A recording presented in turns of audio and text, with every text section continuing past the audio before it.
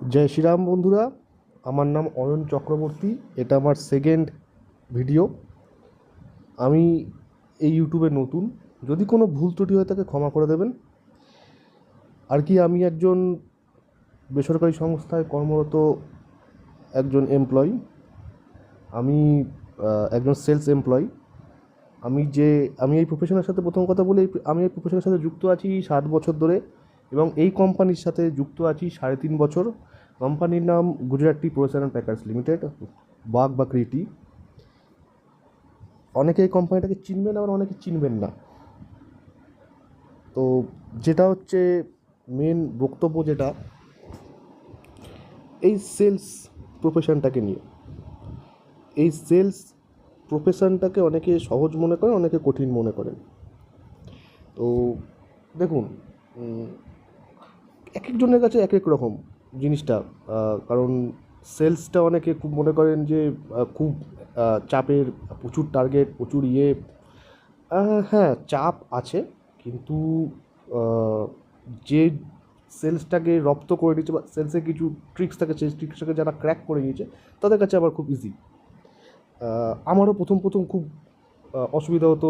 আমি ভয় পেয়ে যেতাম। আমাদের ডিস্ট্রিবিউটারদের কাছে গিয়ে আমার মুখ থেকে কথা বেরোতো না। দোকানে যখন মানে যে আউটলেট ভিজিট হয়, তো এখানেও গিয়ে আমার কথা বেরোতো না। হ্যাঁ, কিন্তু এখন ধীরে ধীরে জিনিসটার প্রতি আমি অনেকটাই নিজেকে রপ্ত করে নিয়েছি। আহ, আমি এই প্রফেশনের সাথে খুবই হ্যাপি আছি। হয়তো হতে পারে আমার থেকে আরও এক্সপিরিয়েন্স যারা আছে, তারা আরও ভালো কাজ জানে, তারা অনেক বেটার।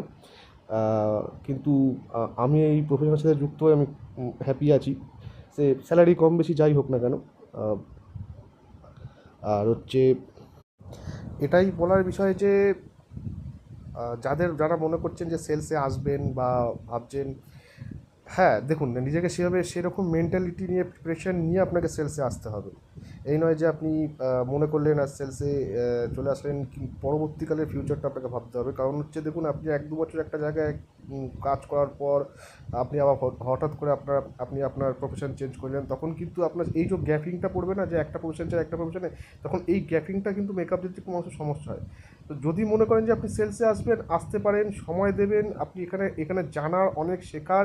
এখানে প্রথম কথা, আপনি 10টা লোকের সাথে মিশতে পারবেন, আপনার কমিউনিকেশন স্কিল গ্রোথ হবে, এর আপনার নলেজ গ্রোথ হবে, আপনার যে স্পিকিং পাওয়ার সেটা গ্রোথ হবে, আপনার মার্কেট সম্বন্ধে নলেজ হবে, কত রকমের মানুষের তার সম্বন্ধে নলেজ হবে।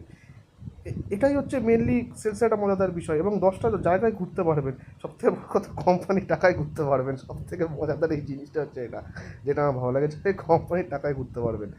হ্যাঁ, এবং একটা টাইমের পর যদি আপনি একটু প্রথম দিকে স্ট্রাগল করেন বা একটু আপনি যদি করেন, হ্যাঁ পরবর্তীকালে গিয়ে আপনি একটা লেভিশ লাইফস্টাইলে আপনি লিড করতে পারবেন। সেলসে সেই ফেসিলিটিটাও রয়েছে। হ্যাঁ, এবার মনে করে যে অনেকে প্রচুর, যারা সেলসে কাজ করে বাকিরা ভাবে যে প্রচুর ইনসেন্টিভ, হ্যাঁ প্রচুর ইনসেন্টিভ আছে, কিন্তু ভাই সেই ইনসেন্টিভটা কামানোর জন্য সেই যে ছেলেটাকে যে কতটা স্ট্রাগল করতে হচ্ছে, কতটা মেহনত করতে হচ্ছে, সে শুধুমাত্র সেই ছেলেটাই একমাত্র বোঝে যে তাকে কতটা স্ট্রাগল করতে হচ্ছে, কতটা তাকে মেহনত করতে হচ্ছে। একটা সেলস পার্সনকে রোদ জল জল, রাত দিন, নিজের শরীর খারাপ, ফ্যামিলি প্রেশার, সব কিছু উপেক্ষা করে তাকে সেই ইনসেন্টিভটা পেছনে দৌড়াতে হচ্ছে, তবে সেই গিয়ে ইনসেন্টিভটা হাসিল করতে পারছে বা সে পাচ্ছে, সেই ইনসেন্টিভের জন্য ক্যাপেবল হচ্ছে। তো এটাই বলার বিষয়। এটা আমার সেকেন্ড ব্লগিং। যদি কিছু ভুল হয়ে থাকে ক্ষমা করে দেবেন, আবারও বলছি। এটাই বলে আমি আমার এই ভিডিও এখানেই সমাপ্ত করলাম। সবাই ভালো থাকবেন, সুস্থ